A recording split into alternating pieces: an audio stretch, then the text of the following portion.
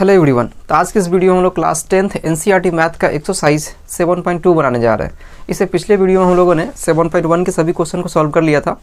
तो आज हम लोग बनाने जा रहे हैं 7.2। देखते हैं इसके क्वेश्चंस को हम लोग। तो इसके क्वेश्चंस को देखने के लिए सबसे पहले हम जो भी इसमें प्रयोग होने वाले सूत्र है उसे हम देख लेते हैं। इससे पिछले वीडियो में और पिछले एक्सरसाइज में हम लोगों ने देखा था दूरी सूत्र, जो होता है √x2 - x1 का whole square plus y2 - y1 का होल स्क्वायर। ठीक है, इस प्रकार से हमने देखा था। अब हम लोग देखेंगे विभाजन सूत्र। ठीक है ना, विभाजन सूत्र। तो विभाजन सूत्र कहाँ से आया सो देखते हैं। विभाजन सूत्र ये हुआ कि अगर दो बिंदु दिया गया है P और Q, कोई दो बिंदु दे दिया गया, ठीक है, कोई बिंदु का नाम कुछ भी दे सकते हैं, और इसका कुछ निर्देशांक है x1, y1 और इसका निर्देशांक हो गया x2, y2, और इसका कोई अन्य बिंदु कोई A दे देते हैं जो कि इन दोनों को विभाजित कर रहा है। ठीक है ना, जिसका अनुपात कुछ भी हो गया m1, m2। ठीक है, जिसका अनुपात हो गया m1, m2, राइट। अब हम इसका निर्देशांक निकालना है इस विभाजन बिंदु का, जो इन दोनों बिंदुओं को दो भाग में बांट रही है।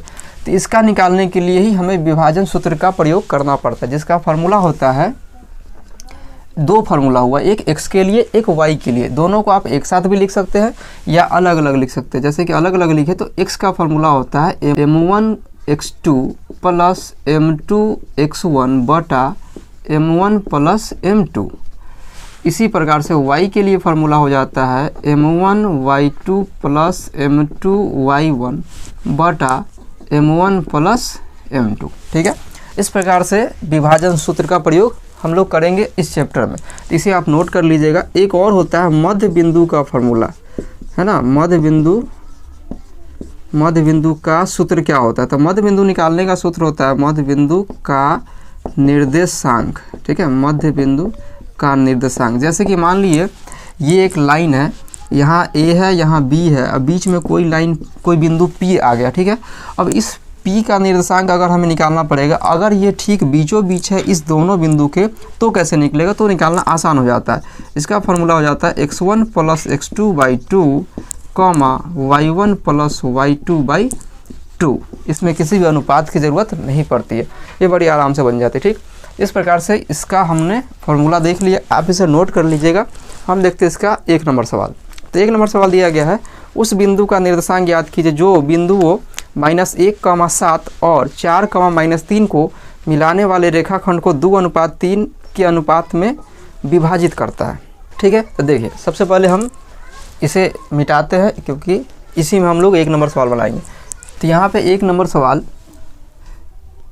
तो एक लाइन हम लोग खींचते हैं, एक लाइन ड्रॉ कर लिए, जिसका कोई ये बिंदु दे दिए A और ये B है गया, जिसमें दिया गया है -1, 7 और B की जगह दिया गया है 4, -3, 4, -3, और कहा जा रहा है उस बिंदु का निर्देशांक याद कीजिए जो इसे 2:3 में विभाजित कर रही है। तो इसका मतलब बीच में कोई एक बिंदु होगा, मान लिया वो P, जिसका निर्देशांक xy इसे 2:3 में विभाजित करती है। अब समझ में आ रहा होगा कि हमें इस P बिंदु का निर्देशांक ज्ञात करना है विभाजन सूत्र से, क्योंकि ये P जो है इस दोनों बिंदुओं को विभाजित कर रहा है दो भाग में। तो हम यहाँ विभाजन सूत्र लगाएंगे। अब सबसे पहली बात तो ये A, B दिया नहीं गया था क्वेश्चन में, तो हम मान लेंगे, माना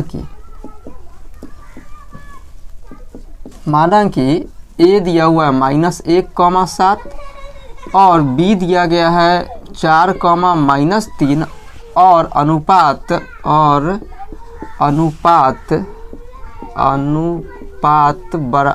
दिया हुआ है 2:3 है। ठीक है, ऐसा अनुपात 2:3 है। अब इसमें उस बिंदु का निर्देशांक ज्ञात करने को कहा जा रहा है जो इसे 2:3 में विभाजित कर रहा है, तो इसे भी मानना पड़ेगा हमें। मान लेते हैं, माना कि अभिष्ट बिंदु, अभिष्ट जो पूछा जाता है उसे हम अभिष्ट लिखते हैं। माना कि अभिष्ट बिंदु बराबर या P xy है। ठीक है, हम मान लिए एक अभिष्ट बिंदु जो इसे 2:3 में विभाजित करता है वो P xy है। ठीक है, अब हमें इसी P का निर्देशांक ज्ञात करना है। अब यहाँ से हमें मिल जाएगा x1, देखिए ये x1 ये x2 ये y1 ये y2 और ये जो अनुपात होता है वो m1 m2 होता है। तो यहाँ से आप देख के बता सकते हैं x1 कितना है -1, x2 कितना हो जाएगा 4, y1 हो जाएगा 7, y2 हो जाएगा 3। सही है। फिर m1 और m2 क्या हो जाएगा, तो जो अनुपात वाला होता है, अनुपात कितना है 2 और 3, तो यहाँ जाएगा 2 और 3। अब हम यहाँ से P का निर्देशांक ज्ञात कर सकते हैं। बिंदु P का निर्देशांक, जहाँ पे विभाजन सूत्र का प्रयोग करेंगे। तो विभाजन सूत्र आप लोग जानते हैं, m1 x2 plus m2 x1 बटा m1 plus m2 comma m1 y2 plus m2 y1 बटा m1 प्लस m2। ठीक है, इसका प्रयोग हम लोग करेंगे। तो देखिए m1 की जितना दिया हुआ उन सभी को यहाँ पर बैठाइए, m1 x2 जो भी है सबको इस फार्मूला में रखेंगे। तो सब कुछ यहाँ दिया गया, यहाँ से देख देख के इस फार्मूला में रखना है। राइट, देखिए m1 दिया हुआ है 2, x2 दिया हुआ है 4 प्लस m2 दिया हुआ है 3, x1 दिया हुआ है -1 बटा m1 प्लस m2 मतलब 2 प्लस 3 कॉमा, अब m1 की जगह है 2 गुना y2 की जगह -3 है, यहाँ पर दे दिए -3 प्लस m2 की जगह 3, y1 की जगह हो गया 7। ठीक है, बटा m1 है 2 m2 है 3, ये बैठाने अगर आ गया बस हो गया। अब तो कुछ है नहीं, गुना करना है, सिर्फ कर देते हैं गुना। 4 दूनी 8 -3 है कम 3, 3 2 5 कम है 3 दूनी 6 प्लस 7 21 बटा 3 2 5, 8 में से 3 घटेगा 5 बटा 5 कॉमा 21 में से 6 घटेगा तो हो जाएगा 15 बटा 5। इस प्रकार से यहाँ आ गया 1 कॉमा 5 तिहाई 15। ठीक है, तो इस प्रकार से यहाँ आ गया। इसीलिए बिंदु P का निर्देशांक है ना, बिंदु P का निर्देशांक बराबर 1,3 आंसर। ठीक है, तो यही हमें निकालना था। ठीक, इसमें निकालना था कि उस बिंदु का निर्देशांक ज्ञात कीजिए जो 2 और 3 के अनुपात में इस दोनों बिंदुओं को विभाजित करती है। तो वह बिंदु का निर्देशांक कितना हो गया 1,3 आंसर। इस प्रकार से हमने 1 नंबर सवाल बना लिया है। आई होप आपको ये समझ में आ गया होगा। तो इसी प्रकार से हम लोग अगले वीडियो में आपको एक एक क्वेश्चन देते चलेंगे, आप उसे बनाते चले। ठीक है, तो ये वीडियो बहुत बड़ी हो जाएगी अगर एक ही साथ सभी क्वेश्चन को सॉल्व करें तो, इसीलिए एक वीडियो में एक क्वेश्चन आपको मिलने वाली है और उसे आप नोट करते चले, जिससे कि आपको समझने में बहुत ही आसानी हो जाएगी। अगर किसी प्रकार का डाउट रहेगा तो वीडियो को पीछे करके फिर से देखिए, समझ में ज़रूर आएगा।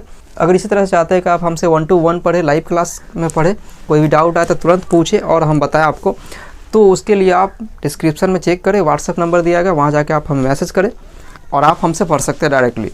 चलिए, तो आई होप आपको ये समझ में आ गया होगा। तो इसे आप नोट कीजिए। हम मिलते हैं आपसे नेक्स्ट वीडियो में।